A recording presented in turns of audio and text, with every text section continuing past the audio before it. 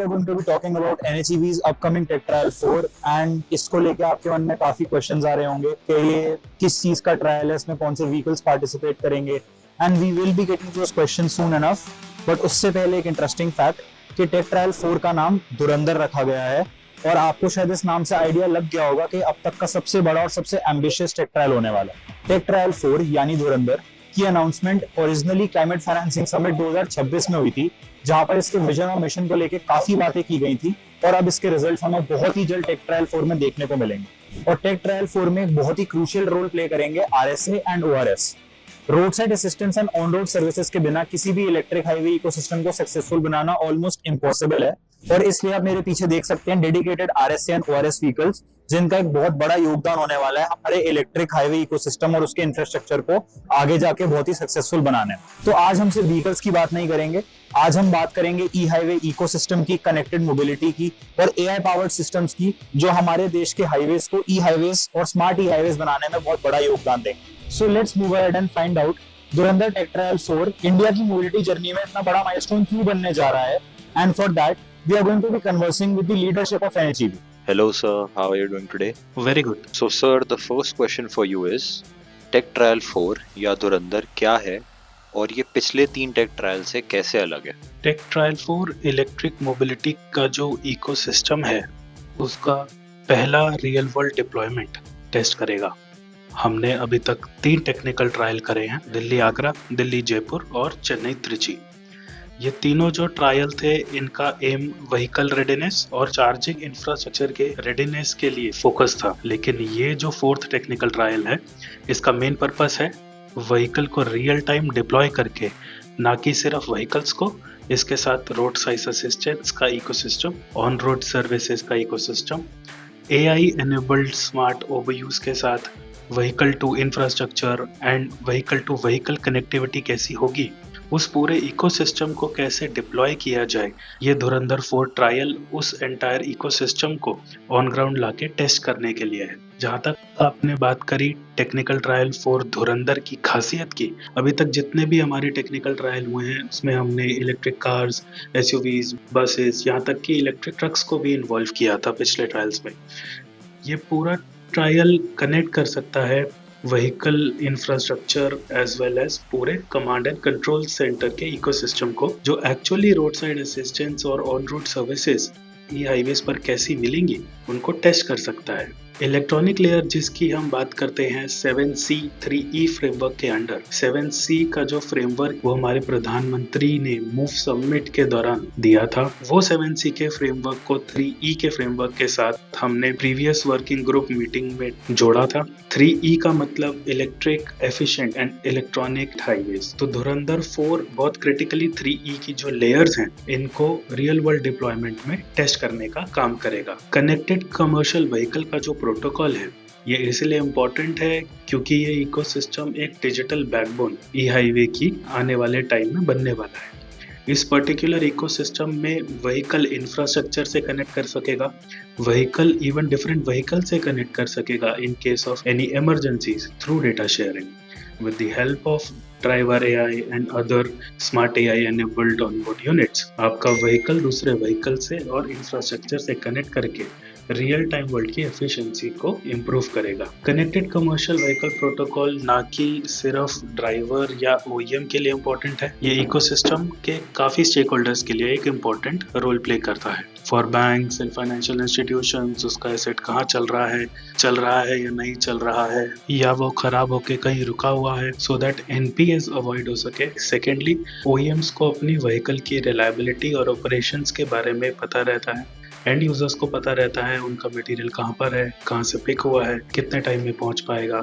तो ओवरऑल एक इकोसिस्टम को एंटायर कॉन्फिडेंस देने का जो बैकबोन है वो कनेक्टेड कमर्शियल व्हीकल प्रोटोकॉल को प्रोवाइड कराता है। सर, कंट्रोल रूम या कमांड सेंटर की क्या इंपॉर्टेंस होगी और real time monitoring tech trial 4 में कितनी इंपॉर्टेंट होगी? जब हम 7C 3E फ्रेमवर्क की बात करते हैं, इस 3E की फ्रेमवर्क में इलेक्ट्रॉनिक का जो लेयर है वो बहुत महत्वपूर्ण एस्पेक्ट प्ले करता है अगर आपको इलेक्ट्रिक हाईवेज बनाने हैं। कमांड एंड कंट्रोल सेंटर्स एक मेजर की रोल इस पूरे इकोसिस्टम में प्ले करते हैं, because these command and control centres, इन्हीं के जरिए मैप होता है, ट्रैक होता है आपका व्हीकल, कौन सी व्हीकल किस टाइम किस जगह जा रही है, किसको आरएसए की जरूरत है, किसको सपोर्ट का रिक्वायरमेंट है, इन केस ऑफ इमरजेंसी किसको आरएसए हमको प्रोवाइड करवाना है। These command and control centres play a की रोल जो इन सबको कोऑर्डिनेट करते हैं इन केस ऑफ इमरजेंसीज। अभी आपने V2V कम्युनिकेशन की बात करी थी और अभी गडकरी जी ने भी V2V कम्युनिकेशन को 2026 के एंड तक मैंडेटरी करने की बात की है। So can you briefly explain to us V2V communication क्या है और CCV प्रोटोकॉल और टेक ट्रायल 4 क्या रोल प्ले कर रहे हैं? Vehicle to vehicle V2V communication एक बहुत इंपॉर्टेंट एस्पेक्ट या कह सकते हैं बैकबोन है इस पूरे कनेक्टेड कमर्शियल व्हीकल प्रोटोकॉल के लिए। NHEV की 8th वर्किंग ग्रुप मीटिंग दिसंबर 2025 में हुई थी, जहां हमने सारे स्टेक होल्डर्स के साथ ये इम्पोर्टेंस रेज करी थी for a framework for a communication जो एनेबल कर सके इंफ्रास्ट्रक्चर के व्हीकल टू व्हीकल और व्हीकल टू इंफ्रास्ट्रक्चर कम्युनिकेशन को। मुझे बताते हुए बहुत खुशी हो रही है इस बात के लिए कि ministry of road transport and highways ने इसको बहुत पॉजिटिव लिया और कुछ ही दिन के बाद उस मीटिंग के 30 मेगाहर्ट्ज के स्पेक्ट्रम पे बिटवीन 5.8 एंड 5.9 गीगाहर्ट्ज के बैंड में श्री नितिन गडकरी जी ने अनाउंस किया कि vehicle to vehicle communication enable किया जा सकता है। कनेक्टेड मोबिलिटी और रोड सेफ्टी को ध्यान में रखते हुए क्या TTR 4 के जो पार्टिसिपेटिंग व्हीकल्स हैं उनमें ADAS और ADAS बेस्ड सेंसर्स या सेफ्टी सिस्टम्स इंटीग्रेट किए जाएंगे, और अगर हाँ तो उनसे मिलने वाला data CCV protocol, V2X communication और इस पूरे इकोसिस्टम के साथ कैसे इंटीग्रेट होगा? जैसा कि मैंने आपको बताया कि धुरंधर 4 का जो ट्रायल है सिर्फ व्हीकल रेडीनेस या इंफ्रास्ट्रक्चर रेडीनेस का ट्रायल नहीं है, ये पूरे एक इकोसिस्टम के डिप्लॉयमेंट की रेडीनेस का ट्रायल है। AI enabled डैश कैम्स हो गए, AI enabled onboard units हो गए, they are able to connect through vehicle to vehicle communication, vehicle to infrastructure communication, and all this through command and control centers is able to serve these electric highways in terms of roadside assistance or on-road service that are actually needed through these vehicles that we are actually witnessing here. So this plays a very critical role in the deployment, and actually जब electric highways पर highway users not only in terms of passenger of the small car but heavy EV vehicle users and truck drivers जो आपके logistics sector का एक key area है, so it will be very useful in terms of operations and efficient operations actually. Sir, tech trial 4 जब start होगा तो उसके दौरान नाइट ड्राइविंग सेफ्टी के लिए क्या अरेंजमेंट्स होंगे, और अगर किसी स्टेशन पर चार्जिंग फेलियर हो जाए तो बैकअप प्रोटोकॉल क्या होगा? हर चार्जिंग स्टेशन 3.2 मेगावाट आवर के एक एनर्जी स्पेक्ट्रम पर चलता है, जिस पर सिर्फ थर्मल ग्रिड नहीं है, बैटरी एनर्जी स्टोरेज के साथ हाइड्रोजन, वर्टिकल विंड टर्बाइंस और सोलर के थ्रू भी ये स्टेशन एनर्जी लेते हैं। फ्रेट ऑपरेटर्स के लिए सबसे बड़ा कमर्शियल बेनिफिट क्या हो सकता है, और अगर ट्रायल सक्सेसफुल होता है तो इंडिया के लॉजिस्टिक्स सेक्टर पर इसका क्या इफेक्ट देखने को मिलेगा? फ्रेट ऑपरेटर्स की आज के टाइम में जो सबसे बड़ी मुश्किल है या सबसे बड़े चैलेंजेस का है वो हैं उनके लिए ऑपरेशनल चैलेंजेस, लोडिंग में, अनलोडिंग में जो टाइम वेस्ट होता है, इलेक्ट्रिक मोबिलिटी में शिफ्ट करने की हिचकिचाहट, रोड साइड असिस्टेंस ना मिल पाना, आपका OEM एक पर्टिकुलर देश के एक कोने में है और आपके व्हीकल देश के दूसरे कोने में खराब हो जाए तो आप क्या करेंगे? आपकी व्हीकल 3-4 दिन वहां खड़ी रही तो आपका सारा माल भी वहां पर पेरिश हो सकता है। ये भी हो सकता है कि आपकी सारी लॉजिस्टिक्स कॉस्ट और पेनल्टीज मिला के it creates havoc on the books of fleet operations. धुरंधर 4 से बेनिफिट ये हो सकता है कि जो vehicles are connected on electronic layer, आपकी व्हीकल ट्रैक हो रही है, मॉनिटर हो रही है, कितनी चल रही है, कितनी रुकी हुई है, ये सारा डेटा ना सिर्फ OEM को जाता है, एंड यूजर को भी जाता है, फ्लीट ऑपरेटर को भी जाता है, कहाँ पर लोडिंग टाइम ज़्यादा है, कहाँ ऑपरेशनल इनएफिशिएंसीज हैं, उन इनएफिशिएंसीज को इस डेटा के थ्रू आप मॉडिफाई कर सकते हैं, आप बेटर बना सकते हैं, जिससे आपको overall pan India logistics cost कम हो सकता है, and this alone remains as one of the biggest benefit to freight and logistics operators. Sir, the next question I would like to ask you, इस टेक ट्रायल के through और इस ecosystem के through आम नागरिक को क्या फायदा होगा, और क्या ये ट्रायल इंडिया के नेट जीरो टारगेट्स को अचीव करने में योगदान देगा? आज के समय में जो सबसे ज्यादा एंजाइटी रहती है in order for electric vehicle ecosystem वो है कि अगर मेरी गाड़ी खराब हो गई तो आज के टाइम में डीजल पेट्रोल को 2.5 घंटा लगता है, तो इलेक्ट्रिक व्हीकल में तो पता नहीं कितना टाइम लगेगा। यूजर को ये कॉन्फिडेंस मिलना कि उसकी गाड़ी अगर खराब होती है उसको आधे घंटे के अंदर बैकअप मिल सकता है। बैकअप सिर्फ पंचर रिपेयर करने तक का नहीं है। 3 प्रोटोकॉल XYZ प्रोटोकॉल के जरिए अगर व्हीकल में जो वही सही हो सकती है तो वो वहीं पर उसको क्योर करें। वाई प्रोटोकॉल में स्टेशन ले जाना पड़े तो यूजर को पहले बेनिफिट देते हुए उसके कंफर्ट को समझते हुए हो सकता है उसको दूसरी गाड़ी दी जाए और वो आगे अपनी जर्नी कंटिन्यू कर ले और उसकी व्हीकल स्टेशन पे ले जाई जाए। अगर रिपेयरेबल नहीं है स्टेशन पर तो हो सकता है OEM से कोऑर्डिनेट करके उसको रिपेयर किया जाए। तो बट यूजर एंड हाईवे पर ड्राइवर्स के कंफर्ट को मैक्सिमम कैसे इंक्रीज किया जाए, तो उसी पे कैसे फोकस किया जाए, ये इस ट्रायल का मेजर मोटिव रहेगा। And this is how user confidence will increase, which in turn will obviously lead to more deployment of electric fleet, electric vehicles, and overall net zero mission को achieve करने के लिए the coming of electric vehicles on highways, development of third generation stations which in turn will work on renewable energies in future is the requirement to go towards net zero vision of 2070 targets. So sir, the next question I have for you, tech trial 4 के बाद NHEV का next big step क्या होगा? Post technical trial 4 इसके commercial outcomes कैसे इस पूरे ecosystem को सपोर्ट करने के लिए फाइनेंसिंग इंस्ट्रूमेंट और इसके कैसे डिफरेंट आउटकम्स निकलें ताकि ओवरऑल इकोसिस्टम को हम सपोर्ट कर पाएं in turn for a large scale deployment of heavy duty electric vehicles and charging infra on highways. This is the motive of this particular trial.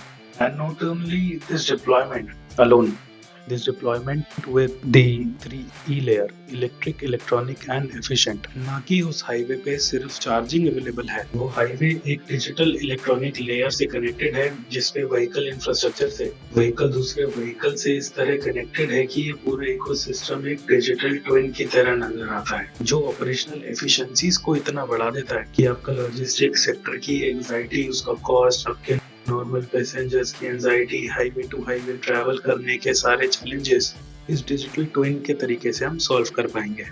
And sir lastly, अगर आपको take trial 4 की significance एक line में बतानी हो तो आप क्या बोलना चाहेंगे? Well, it's difficult to put it in a single line, but if we have to, Dhurandhar 4 will validate pan-India blueprint for electric, electronic and efficient highways. That's amazing, sir. Shedding some light on the main topic at hand, as we can see the RSA and ORS vehicles. So what exactly is RSA and ORS and electric highway ecosystem में क्या importance रहेगी? RSA मतलब road side assistance and ORS मतलब on road services. RSA and ORS एक electric highway ecosystem का एक बहुत core area है to give confidence to not only passengers but also the drivers of heavy duty electric freight vehicles and their operators as well. ये RSA vehicles NHEV के third generation charging stations पे 2 vehicles हर station पर रहेंगे। हर station अपने से 50 kilometre की दूरी पे रहेगा और सिंस हर स्टेशन 50 किलोमीटर की दूरी पर है, एक व्हीकल को सिर्फ 25 किलोमीटर ट्रैवल करना पड़ेगा। सो आधे घंटे के अंदर जब भी कोई इमरजेंसी होगी ये व्हीकल्स रीच कर सकती हैं। किस तरह की ये सर्विस दे पाएंगी व्हीकल्स को, ये आप दे सकते हैं। अगर कोई इमरजेंसी व्हीकल हाईवे पर खराब होती है, डिस्चार्ज है, तो इसमें एक पोर्टेबल चार्जर का मॉडिफिकेशन हो रहा है। अगर व्हीकल में फायर लग गई है तो फायर एक्सटिंग्विशर्स हैं। कोई एक्सीडेंट हो चुका है, इमरजेंसी के लिए टायर पंक्चर है, इन्फ्लेटर्स, कटर्स, तो हर तरह की ऐसी सर्विस जो ऑन ग्राउंड दी जा सके एक्स प्रोटोकॉल में, वो दी जाती है RSA में।